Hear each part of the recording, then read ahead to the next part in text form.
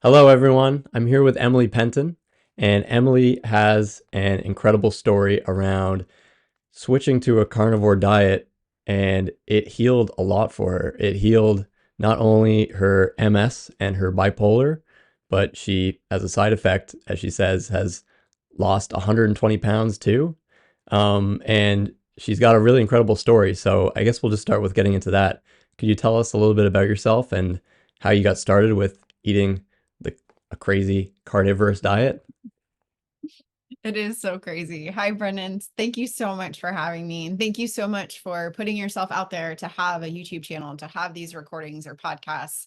I think it's so important to just share stories It and is. to let people know what has happened, you know. So yeah, my story is crazy. I was crazy. I had debilitating mental illness. So it wasn't just like a cute little version of it. It went into bipolar disorder, rapid cycling, where I was like Dr. Jekyll and Mr. Hyde. And I didn't know from one day to the next, from 1 hour to the next, who I was going to be. And that did not bode well for my career. I have my master's in clinical counseling and I practiced as a therapist. And I was actually a really good therapist, 3 days a week. What everybody didn't know was that whenever I rescheduled or the days that I wasn't there, I was in bed with debilitating depression, thinking doom and gloom and everything is against me. But the other days I was able to function until I couldn't.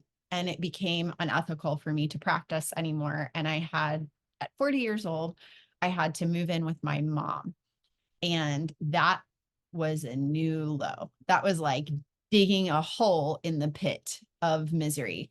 And thankfully, my brother reached out to me and he had heard through Sean Baker and through Michaela Peterson and Amber O'Hearn about the effects of carnivore diet on bipolar disorder. And I, of course, had never heard that. I've been in underneath the care of a psychiatrist for probably 8 years at that point. At my most, I was on 900 milligrams of lithium, 80 milligrams of Prozac, 80 milligrams of Adderall just to get out of bed every day, and then Ambien to sleep every night. And I still wasn't functioning. And so for me, I had tried everything, but I had never tried to change my food. I was eating donuts and ramen noodles and chips and pizzas and ice cream and beer and all the things. I had never restricted my diet. And so I started doing this February 24th of 2019. And I went cold turkey because that's what people with bipolar do. They go all in and they just jump. And that's a good thing with having, that risky behavior or that impulsivity. So I just went all in and I started eating fatty meat. And the key word was fatty. Like I focused on the fattiest meat possible, fatty ribeyes, ribs, pork butt, salmon, chicken wings with the skin on, chicken with the skin on. And I just went all in and I did not restrict myself at all. I ate anytime I wanted to, any amount I wanted to, in any window I wanted to, as long as it was fatty animal meat. And then in April, so this is February 24th, in April of 2019, I had my last manic or depressive episode. And I didn't think that was possible. I thought that I was just going to be mentally ill for the rest of my life, on medication the rest of my life. But what happened was I experienced joy. And it was a very foreign emotion to me. I didn't know what that felt like to experience bliss or joy or hope for my future. But once I felt that, I was hooked. I was just like, oh my gosh. And then I was kind of mad at everybody else because I was like, screw you guys. This is how you feel normally. No wonder you can get everything done. No wonder you're happy to like go to a birthday party or do whatever.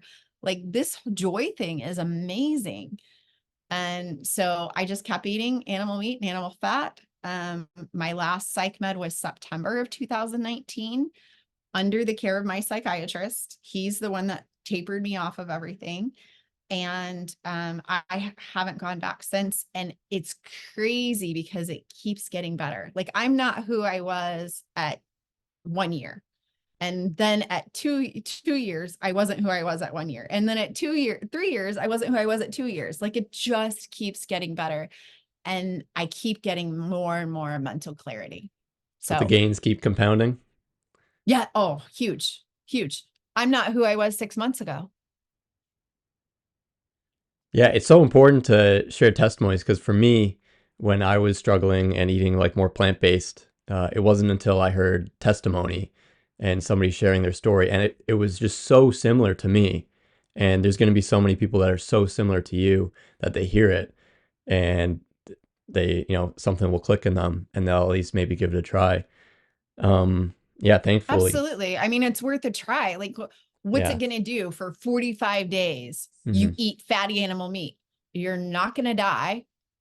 And for me, as soon as I heard that it was like, I was just like, you're telling me there's a chance? Hmm. Like, there's a chance. And I stayed on my meds. I stayed on all of my psych meds the whole time. I didn't change anything except for removing all of the junk and adding fatty animal meat. Hmm. Am I correct in understanding that they don't know what causes the shifts in bipolar? And do you have any intuition on what the difference is between what's going on physiologically when you're manic and when you're depressive?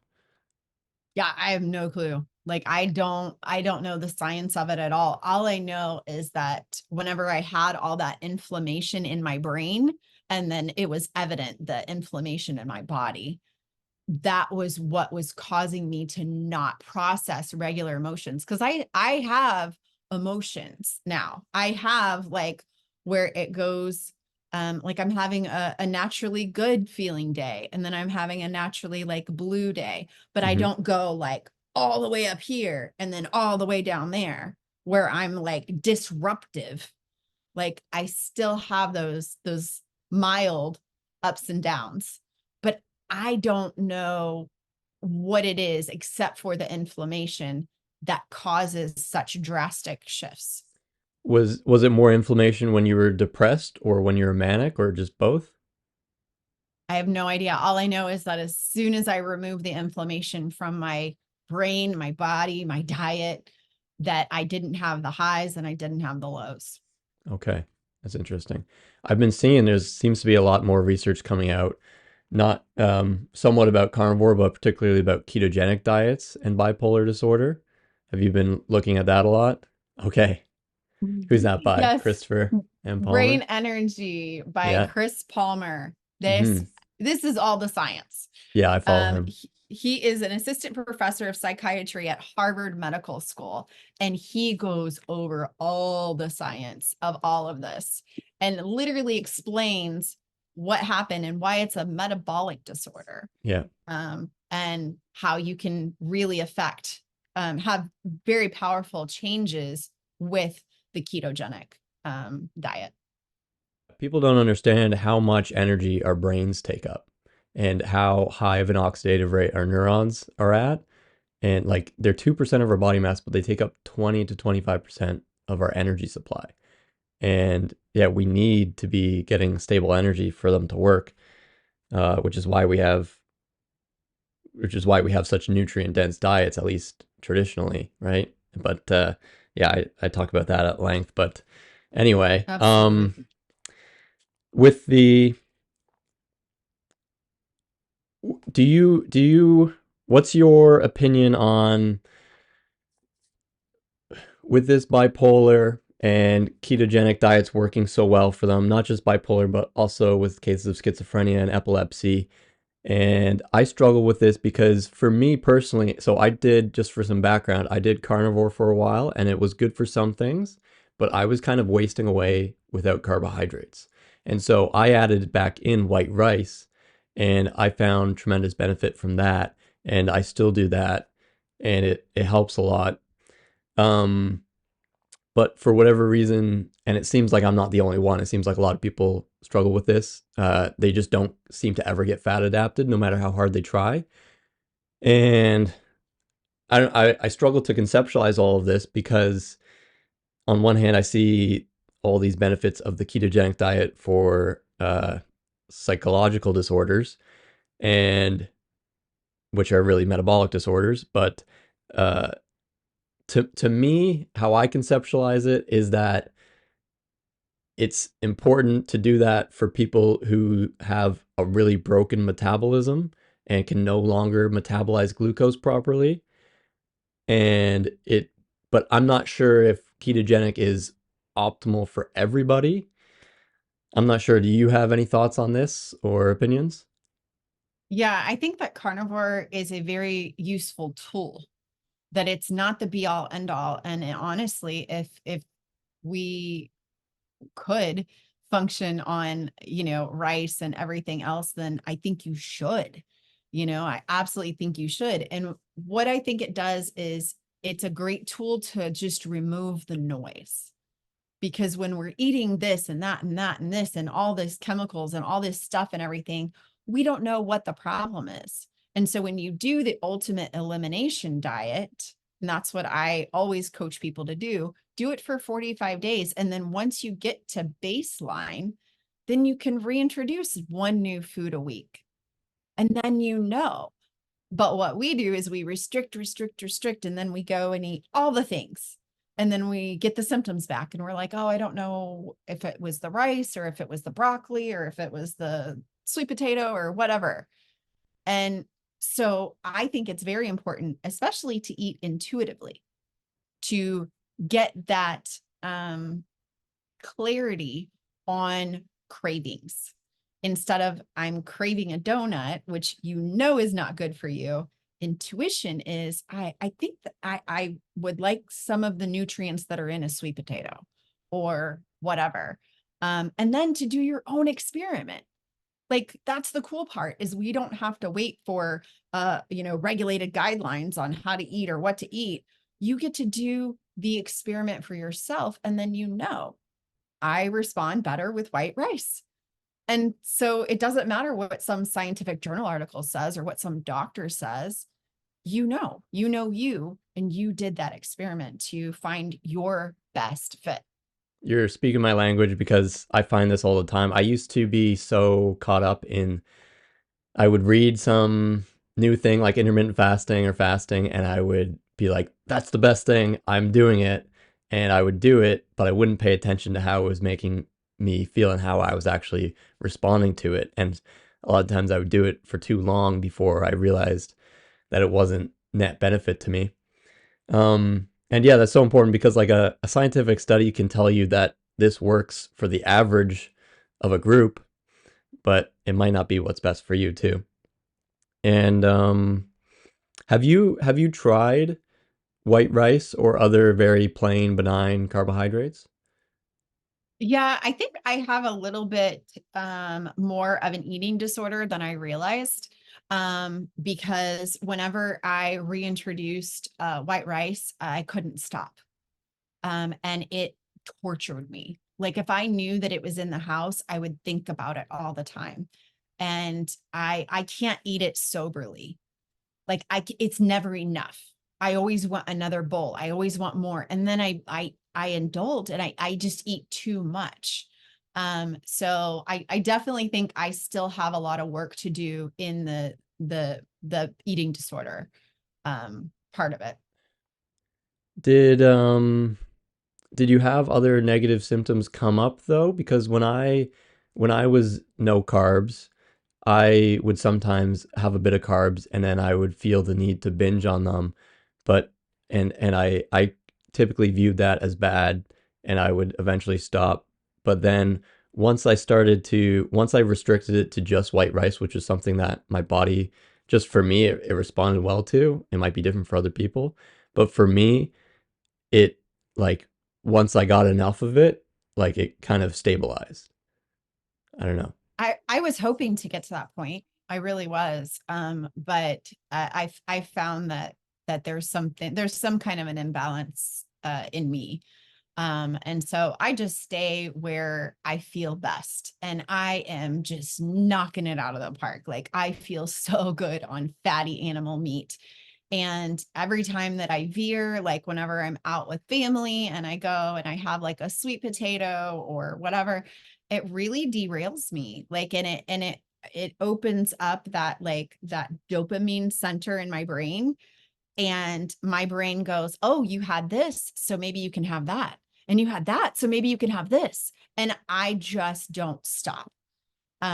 So I really don't know what that is. I know where I feel best, and I feel best eating fatty animal meat. I even struggle with dairy. If there's like full fat plain Greek yogurt in the house, it like speaks to me. Like it like calls my name, and I don't just eat a serving. I will eat the entire container until it's gone. Interesting. Hmm. Um, what I don't know if you mentioned earlier when you're talking in your story, but I've been following your story and I know that you had experiences with MS. And where does that fit into this whole picture? Did you have MS before you started carnivore? And how did that resolve itself? Yeah, that's really an interesting part of my story because once I got diagnosed with MS, I could look back for 10 years and see the symptoms. But at the point of me starting carnivore, I had no idea I had MS. And so and it's actually very shocking because I started eating carnivore and then 3 weeks later I was hospitalized with the MS. It turned into acute dysphagia, which means that my throat stopped swallowing. Like my throat just like closed up. I couldn't even swallow water. And they did the barium test, swallow test, and found out that it was not mechanical, it was neurological. My brain just the wires were crossed and something wasn't working, and my brain stopped telling my throat to swallow. And then I had the full onset of the MS symptoms, and I couldn't walk without an assistive device like a walker or a cane. And I had delayed and slurred speech, where instead of, telling my kid, go take a bath, I would come out, go take a bath. Hmm. And that was crazy. Like I couldn't talk. And then they did the MRIs and they did the lumbar puncture, and they discovered that I do have full blown multiple sclerosis. So a logical person would say, I started this all meat diet 3 weeks ago. Now I'm in the hospital. Now I can't walk. Now all of this stuff. It must be the diet. But my intuition and that knowing, that inner clarity, that told me you're on the right track. Sometimes things get worse before they get better. You need to have no inflammation in your food and keep eating the fatty animal meat. And it was a gamble. It was the biggest gamble. The neurologists were telling me to take these injections, and I just knew I wasn't supposed to take them. I didn't know why. I don't have any degree in neurology. I don't know why, but I knew I wasn't supposed to take those medications. And that gamble paid off because May 9th was my last MS symptom, and it never came back. I can do CrossFit now. I can do all sorts of stuff. And I have no symptoms of multiple sclerosis. And they kept doing MRIs, and my last MRI showed no MS activity. So I don't know how, I don't know why, but that gamble paid off. Well, that's good. I think it's healthy to have a bit of skepticism towards doctors and medicine these days. But a lot of that is like screaming to me oxalates. Are you familiar with oxalates? Because I have oxalate issues, and it definitely, I notice when I'm dumping oxalate or if I have oxalate, it slurs my speech, and as well as some other issues. But Have you looked into that, oxalate and MS and other Mm, similar symptoms? that's interesting. That's I've never really thought about the connection and the correlation, but I did have this like knowing that whenever it happened, I actually talked to Amber O'Hearn, who wrote it was her story of bipolar disorder that caused me to even start this. And I said to her, I said, I know that carnivore did not create the MS, but I think carnivore revealed the MS, that it revealed it. Like once I went through that, and it very well could be the dumping of the oxalates. And then my body just like coming online and just being like, okay, I don't know what's going on. It was going through that process. So that's a really good point. Yeah, one thing, and I guess, I mean, I know you kind of recommend jumping into things and just trying 45 days, but from my perspective, I think at least if you're coming from a high oxalate diet, you might want to be careful with that because for myself, a lot of my issues were oxalate related. And for people who don't know, oxalate is basically an organic acid that plants have to for them to bind onto minerals, but it also is a toxin for any animals who eat it. And some people can process more than others. And if you can't process enough of it and just get rid of it, then you'll absorb it into the body and it causes all sorts of havoc. But and they look like little sharp spiky crystals under a microscope. Like you can see how they just physically damage cells. But I was eating a very high oxalate diet and eating more and more plant-based, and my health just got worse and worse. And and then that was when I heard of carnivore, and it kind of clicked with me because well, I was eating all these plant foods, but then I had to eliminate a whole bunch of them because a lot of them were causing me all these issues. And so I was eliminating a bunch of stuff anyway. So I might as well just try and eliminate a bunch of stuff even further and just go full carnivore. And I did, and I felt really, really good for like 24 hours. And then I guess what happens with oxalate dumping is if your blood levels drop, then your body takes that as an opportunity to dump oxalate out of the tissues that it's been storing the oxalate in, and it dumps it into the bloodstream and tries to get rid of it. But it's I guess it's just really bad at it because it'll just dump way too much oxalate into the blood. And if your body isn't great at detoxifying it or getting it out of the system, then it causes all sorts of problems. But yeah, then I just felt really terrible for a while. And apparently, I didn't learn about the low oxalate group on Facebook, which is a really great group. They have they only publish like scientific articles on the group, but I learned after finding that group months later that it's really dangerous to go from a high oxalate diet all of a sudden to a low oxalate diet for that reason. But like I could totally see that being from oxalate dumping in your case. Mm-hmm. It's very, very possible. Very possible. I wasn't eating a lot of vegetables. I Hmm. was eating a lot of processed food, a lot of pizza and ramen noodles and chips and, Okay. um, bread and pasta. And I was eating all of those kind of things. I wasn't eating vegetables. Okay. I was never a vegetable person. Hmm. So maybe it's not, yeah, because some people they they they start having poor health once they start trying to be healthy and they start eating a lot of these superfoods like spinach and kale and blueberries and almonds and stuff, and then they don't realize that they have an issue with oxalate. And that was like me. I'm like, I'm eating perfect. Like, what's going on? Why do I feel so terrible? Um, I'm sure it was oxalates though, because I did eat a lot of nut butter, a lot of mm, nut butter. yeah. And going from what I was eating to overnight going Hmm. completely animal meat and animal fat, then that really is a drastic change. I mean, that's Hmm. not even dairy, that's not even eggs. Like I wasn't that's not even almonds, that's not even blueberries. Like I wasn't doing anything. So Hmm. I'm sure that oxalate dumping was a part of it. And I had other symptoms, like I had the keto rash and The keto flu, Hmm. like I felt like really lethargic, but I already felt so horrible that it was just a new pile of horrible for me. Yeah.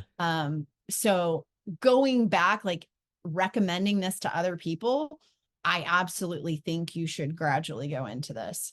But for me, I needed it to be fast because of my bipolar disorder, that if I had lost interest, then I would have just stopped doing it. Hmm. But because I jumped in so fast, everything got way worse really fast, but everything got way better really fast. So that quick result was very important to me, to my success, for me personally. But most people wouldn't want to go through hospitalization and not being able to walk and all these horrible things, So I think you need to find your own path. Everybody does. Yeah, for sure, for sure. When you were taking medication for bipolar, uh, do you feel that the medication helped? Did you feel that like it kind of slowly was poisoning you over the years, or how do you feel about the medications that you were taking?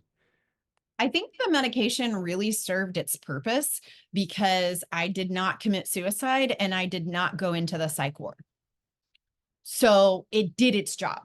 Like I am very, very grateful that for those 8 years, I didn't commit suicide and I didn't go into the psych ward. And I very well would have if it wasn't for those medications. But I was not functioning. Like I was a zombie. I had no quality of life, and I didn't have quality of life for those around me either. So it wasn't an option for me personally. But it worked for its purpose. Well, that's how I think they should be used, as like a tool in dire cases like that, and but not as like the final solution, right? It's too bad that, that's great that they provided those for you, but like why couldn't they have also looked at what the root issues were, the Mhm. inflammation and the diet, and tried to help you with that? And yeah, I think we're miles away from ever getting there, but hopefully one day. Yeah, well, and for me personally, like once I got back to stability, I went back to work full time in June as a therapist into a private practice. And I realized very quickly that I couldn't talk about food. And the licensing board and the insurance panels didn't want me talking about food. And so here I am sitting across from someone with depression or anxiety, and I feel like I got my hands tied behind my back. Like, I know what could help you, but I can't tell you about it because that's not the mental health field. And so I had to just let go of the letters behind my name and say, I don't care what you call me. Call me a coach. Call me anything. I want to help people. And watching people transform before my very eyes is so amazing because as a therapist, it was like Groundhog Day. Like everybody just kept having this depression and this anxiety and problems over and over. And I didn't feel like I was helping anyone.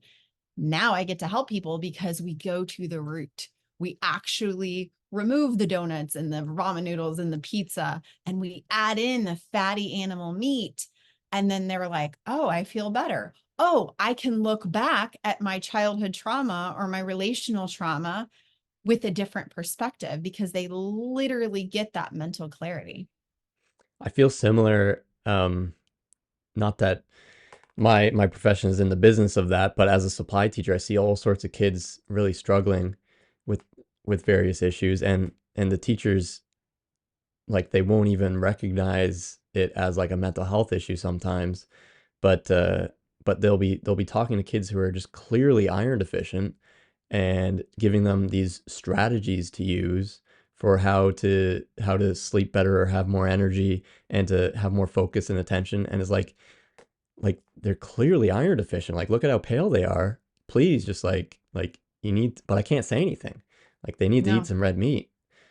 But yeah, No, and so then all the strategies of a therapist, if I'm sitting there like talking about all these modalities and these theories and these strategies, but they're sitting there like elbow deep in a bag of Doritos, sipping on a big gulp soda, like their eyes are glassed over and they can't hear me. They can't, it's not applicable. Now, once we get their brain cleared, then we can go through and we can have like literal production and results instead of just sitting there like on a hamster wheel repeating the same process over and over because they couldn't hear me. Now they Yeah. can hear me. Let's talk more about, I want to get into what you do as a health consultant and but also about that clarity that happens and that increase in intuition. How do you see that? And like, I mean, it sounds like you see it pretty often as it shifts in people, but I know exactly what you're talking about. But Yeah, because the circumstances of my life didn't change. My perspective on the circumstances of my life changed. And it keeps changing. Like I said, I've been doing this for 5 years and I'm not who I was a year ago. I'm better. I'm clearer. I'm more healed. I have released more trauma. Like there is just so much more that keeps happening. And so I model that for my clients, but I also share with them that it's okay. Like there's more to come. Um, but as far as what I do, I actually don't work with people unless they are willing to address their food. Because we're just spinning our wheels. We're spinning our wheels. I'm talking to the wall. Like you can't hear what I'm saying whenever you are just so like infiltrated with inflammation. And so we have to go to the root cause. We have to remove the inflammation first. Then I get to put on my therapist hat, and then we get to really go into um, more of the trauma and the things that mhm. need or that Well, are it's ready to also be a good test released. of faith too, just a quick one that they are willing to make real life changes, right? Because if, you know, if you're not willing to change your diet, you might not be willing to change anything, right?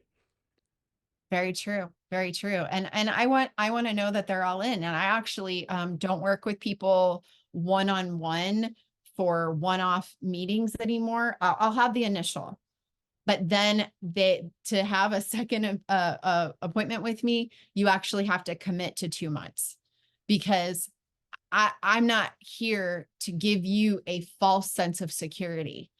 I want us to go all in. I want us to like pull up our sleeves, jump in, do the dirty work, do everything that we need for you to have a transformation. I don't want to just put another band-aid on it. I want you to be literally past the point of no return. Like, like a valve where it goes this way and then it goes back and then it goes this way and then it goes back. I want us to be a one-way valve where we pass the point of no return. We pass that threshold and we're not going back. We're not going back to the pit of mental illness or physical illness hell. We're only going forward.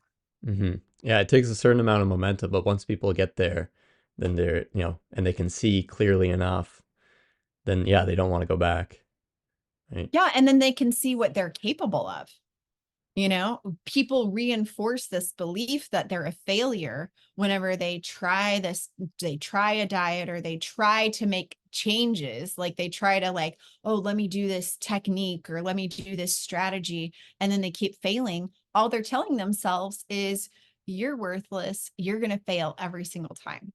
And so when we jump in together for 2 months, like I had a client, um, I worked with her for 2 weeks and she goes, I feel like you moved in with me. And I was just like, like that's the best. Like, I love that. But I can't do that if we're just doing these like one off little appointments. Like, I have to jump in that that you can message me at 3 o'clock in the morning. I'm not going to answer until the next day, but you can message me at 3 o'clock in the morning and that there's somebody else who's going to jump in the puddle with you and not stay there, but pull Yeah. you out. Yeah, that's good. So it's not just that they're committed to you and that allows you to commit to them more fully too, right? Because you know that they're with you for 2 months. Yeah, that's much better. That's a much better way to do it. I want to. share my perspective on mental health and see and ask you what you think of it. So I see mental health as largely a reflection of our inner physical health and like our inner physiology. So a lot of people view mental health as mostly determined by our outer world.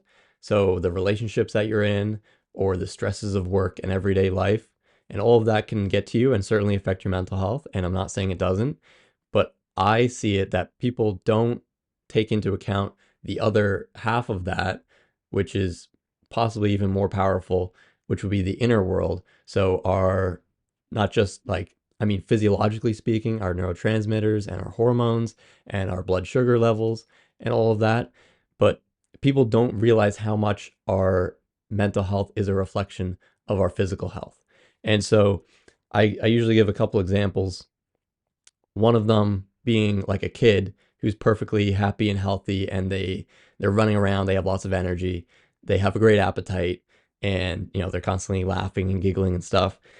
And like you were saying, nothing about you changed except your perspective.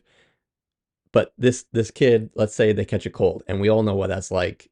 Catch a terrible cold, all of a sudden you have no energy. You just want to lie on the covers all day, and you lose your appetite. You Things aren't even funny anymore. Like, you lose your positive mood and your good sense of humor.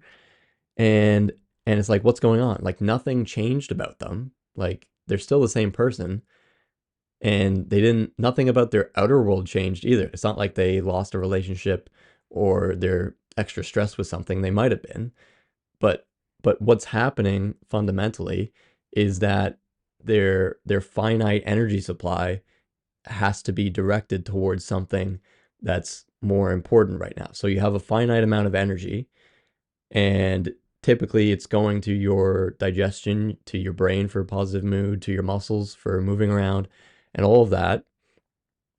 But when you catch a cold or an infection, your immune cells take up a ton of energy. They actually have one of the highest metabolic rates of any cell type in the body.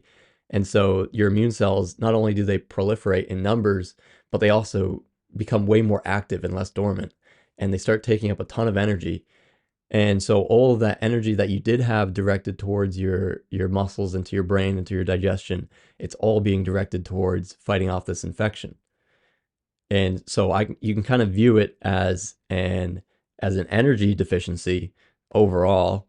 And I think that's what's going on, because you can look at being cold, like having a cold or an infection is pretty much identical to being depressed, right? You lose your sense of humor, you lose your appetite sometimes, you don't have the energy, you just want to lay under the covers all day.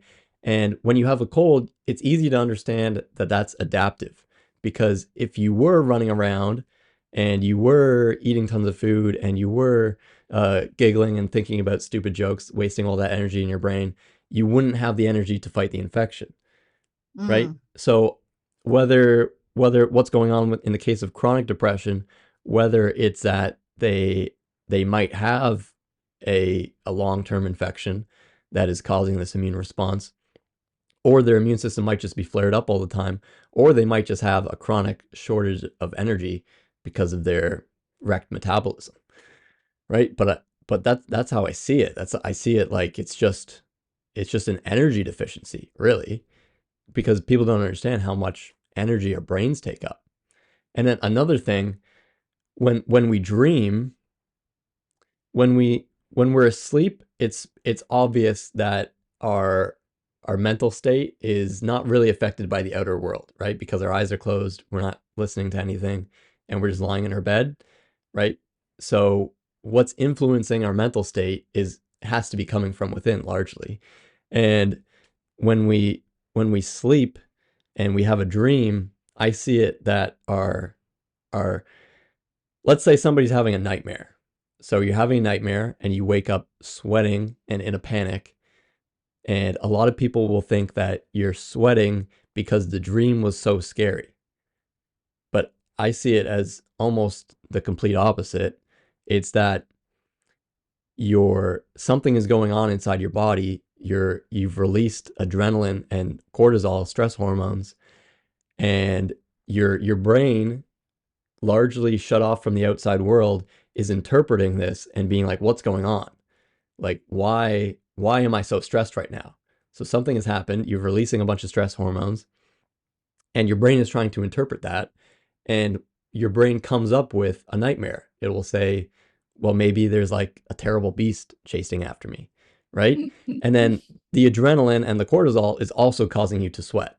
It's not that it's not that your brain comes up with a scary dream and then that makes you sweat. It's that your brain is just sitting there in your body, and it's like listening to what's going on inside your body and it's interpreting it, right? Because like when you when you sleep, you get a cortisol spike right when you're about to wake up. And most people are familiar with this. Most people, they when they're having a dream, it might be a great dream and they're having a good time, but then right before they wake up, it turns a little stressful, right? I don't know if you've had this, but like it happens a lot for people, and that's because you're getting a sudden release of cortisol, and your brain's interpreting that. It's like, oh, like, it's getting a little stressful, right? And I've had dreams where like I'm sitting at the bottom of a pool and I can't breathe, but it's not because and then I wake up and I actually wasn't breathing. I like wake up and take a big gasp of breath, like, because I was holding my breath the whole time. It's not that in my head I was having this dream that I'm at the bottom of the pool, so my body was holding my breath.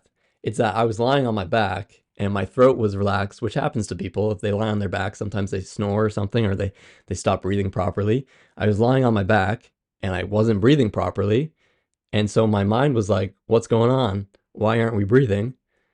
And it's like, well, you must be at the bottom of a pool, right? And this is obvious when we're sleeping. When we're having a dream, it's obvious that our physiology is affecting us, but we don't realize that like this is going on all the time, every minute of the day, right? Every waking hour, your physiology is affecting your mental state. And if you don't have ample energy, then you're going to be fatigued and depressed, like mentally, and your mood is going to be lower.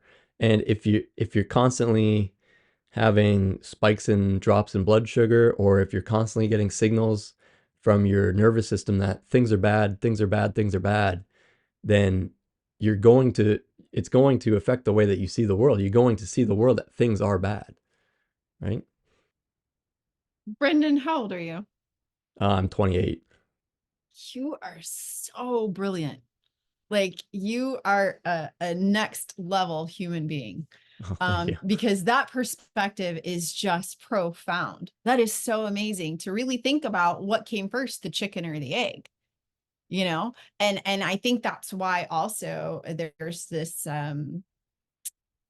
just this certain way that people think about or look at mental illness. Mm-hmm. And if they could have that perspective that you have, they would understand that no, this is literally just our body Mm-hmm. uh, giving a signal and a sign of what is going on. Yeah, it's a It's a paradigm shift, and response. and then it also helps because then it's not that you are your sickness, you're not your anxiety, you're not your psychosis, you're not your depression. Like that is just the state that your body is in, right? And that can be so much more helpful. But but Exactly. people And I, people really oh, go ahead. identify with their sickness now. They do. And that's the story that they create. And Hmm. then we are very powerful creators. And whenever we keep telling ourselves that same story, that same narrative over and over and over, it becomes reality. Hmm. Yeah, we're like digging ourselves like a trench to walk through, and keep digging it deeper each time you tell that story. Absolutely. And I really like what you said because our body is so efficient. And so what it's doing in those moments is it's trying to triage. It's trying to go, like you said, he has stopped breathing. Let's create this story. He must be under at the bottom of a pool. Oh, yeah, that's a good way of looking at it. You're almost creating a story to make sense of it. Hmm. Yeah. Yeah. And we're creating a story of our victimhood. Yeah. I was not me personally, but I've heard people say like I was raped as a child. Hmm. And so that's why this is happening. And so there's so many things that are connected that we actually create more than we realize. Hmm. Um, and it's very good to recognize that whenever we get into that fight or flight, that we have to look at what was the precursor, what was the cause, which came first, the chicken or the egg. Hmm. That's why I'm trying to, like, the general message that I'm trying to get out about mental health being a reflection of physical health. I see that a lot with the social justice warrior type and the woke mindset. Like they're like, if you just look with your eyes, you can see that they're all clearly iron deficient and malnourished, and they typically don't eat much or any red meat. And I can identify with this because I was that exact same. I fit that pattern perfectly.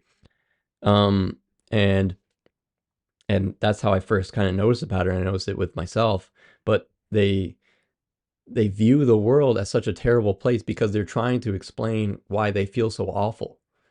Yeah. Like like that was me. I felt awful and I had terrible anxiety, and like the whole idea that, you know, uh the world is on fire because of climate change, and, capitalism is evil and all this stuff.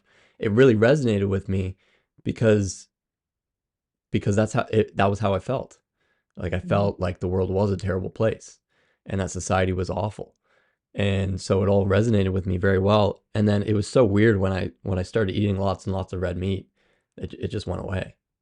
And like I Mhm. started to almost be like more traditional and just be like, oh no, like things are good. And like, because when you're in a terrible place, like you're willing to let things fall apart in hopes that something better will happen, right? But when you're in a good spot, you want to stick to how things are going because, well, you're in a good spot, and like you're not going to give up your sovereignty to other powerful macho leaders who are authoritarian because, well, no, I'm doing just fine myself. I'll leave myself, thank you very much. But when you're weak and vulnerable, you're more prone to those like macho authoritarian types. Mm, Hmm. absolutely. And I've said this very often with bipolar disorder, and I think it's with any mental illness, is that it's actually like you're wearing like lenses Hmm. and you're seeing the world and your circumstances through those lenses. Hmm. And what happens is whenever you reduce the inflammation and you get that metabolic health where things are functioning the way they're supposed to, it's like you remove the lenses and then you see things in a hopeful, vibrant, like life-giving way. Hmm. And like I said, my circumstances didn't change. My Yep. perspective did. Yeah. Well, yeah, as within, so without. And like you can't see the world as a great peaceful place if it's not great and peaceful inside of you, right? No, absolutely. And then now it just snowballs.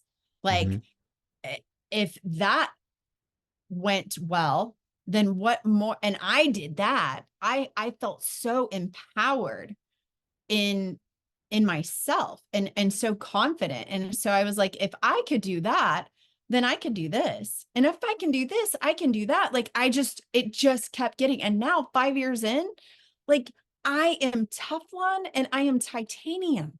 Hmm. Like you can't hurt me. Hmm. Like nothing can derail me. Nothing, like I could literally have a death in the family. I could go completely bankrupt. I could have a car accident and lose my Hmm. ability to walk. Like try me Hmm. Yeah, because you're because strong. I will get through it. Yeah. I know the formula. Hmm. I Yeah. can't unsee the formula to transmute and to really transcend anything. Yeah, you're no longer weak and vulnerable, right? And so you don't I'm need a to be very anxious. dangerous woman. I'm a Hmm. very dangerous woman because I don't rely on medication and I see things for what they really are. Hmm. And I don't even rely on food sometimes. Like I can fast for days and I know the answers come from within, not from the TV, not from the doctors, not from the media. Hmm. And so I'm literally one of the most dangerous women because I can't be controlled. I can't be programmed. Yeah, well, you're so sovereign, right? Yeah. Hmm. I I mean, it it'll sound like I'm putting on my tinfoil hat, but I really think that people are trying to they're doing it in a mental way, trying to get people to not eat red meat. Like there's a lot of propaganda to not eat red meat. And if you think that's crazy, like it's really not, because just look at history. England, when they wanted to colonize Ireland, they took away their cattle. The Irish, people don't know this, but the Irish really relied on their cattle for meat and for milk, and they were really strong because of it.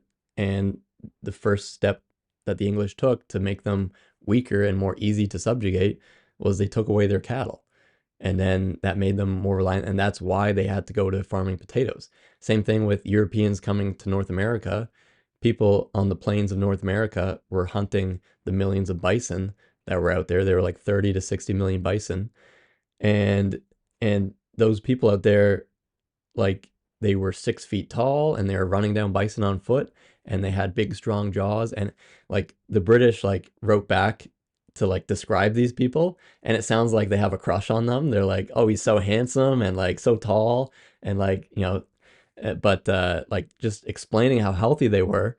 And then what did they do? They shot them all the bison, until there were like hundreds of them left, from possibly 60 million to hundreds. And it just took away their most important food source, their red meat. And they were eating about 90% of their diet or more was that bison. They were just eating bison. And that's what made them vulnerable to the sickness and the infection.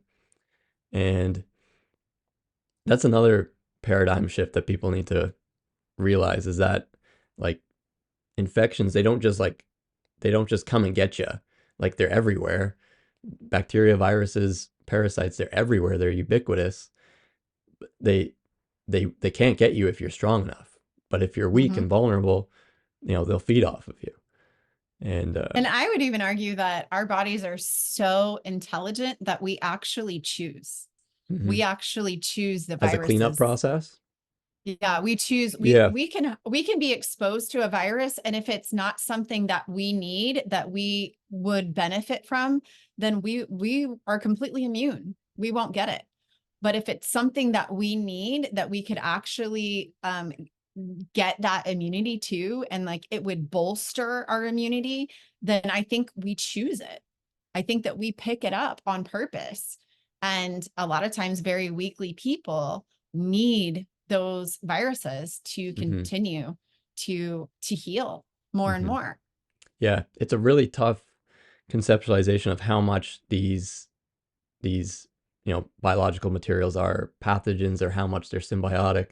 But either way, it's like, either way, the route towards good health is not just shielding yourself from them and trying to avoid them forever, or to kill them all, because you're never going to accomplish that. The route to good health is to make yourself well nourished and just get as much nourishment as you can, right? There are other things, but yeah, that's most Absolutely. important.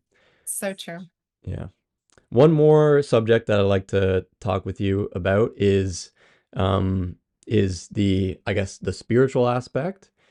For myself, like I said, I kind of was a bit more traditional, but not just in the political sense. I also found myself, as I was became very unhealthy throughout university, and I was eating more and more plant-based, and I kind of lost my sense of religion and need for faith, or desire for faith.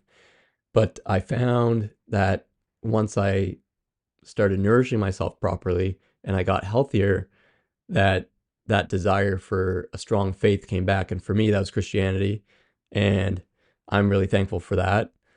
But I see this with a lot of people. I see that as soon as they get themselves physically healthy, that there's something that they're more in tune to or drawn to.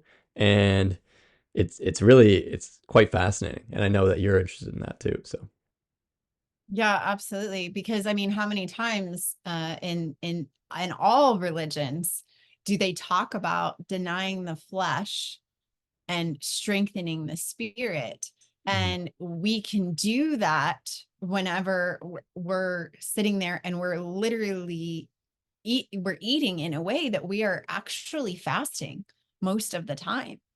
And it switches things to where whenever we're healed, because if you're not healed, you're sitting there and you're eating every 2 to 4 hours and you're eating crap and you're craving crap and you just it's like this constant hamster wheel where it's just over and over and over. But then once you're satiated with like the foods that you need and you're cleared out, then you have a peace that passes all understanding, a peace that you can really sit there and you're not sitting there thinking about, oh, my aching back or, oh, my knees or, oh, and then you're not having that brain fog and you're not having that distraction where you're like, oh, I got to pay this bill. I got to pay that bill. Like you are all in, like you are able to focus. And whenever we can focus on God, we can actually listen.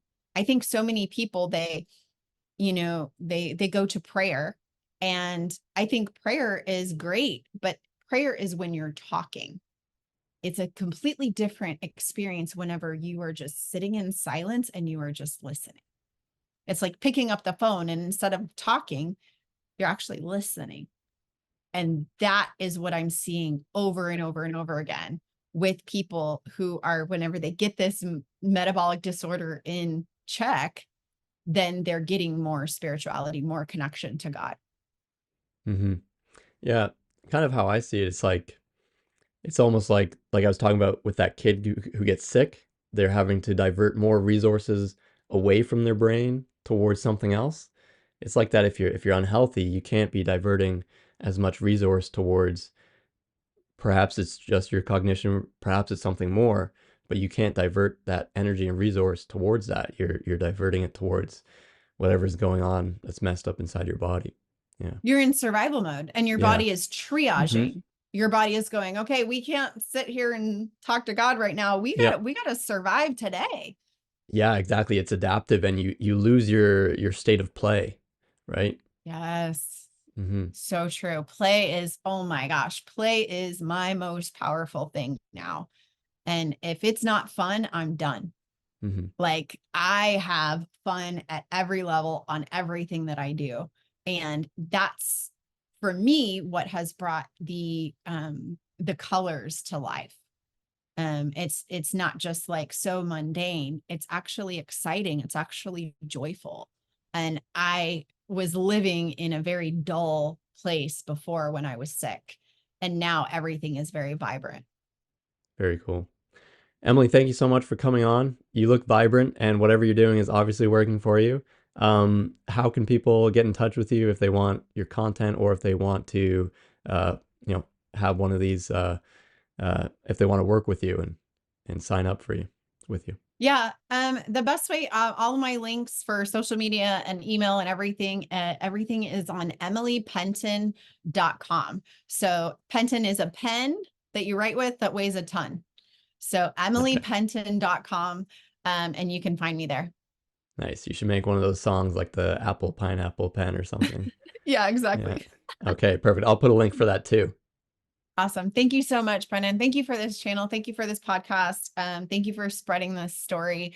And thank you for the brilliance that you bring to this earth for such a time as this. Well, thank you. I really appreciate you coming on and sharing your story. It's really powerful. No problem. Thank you. Take care. Bye.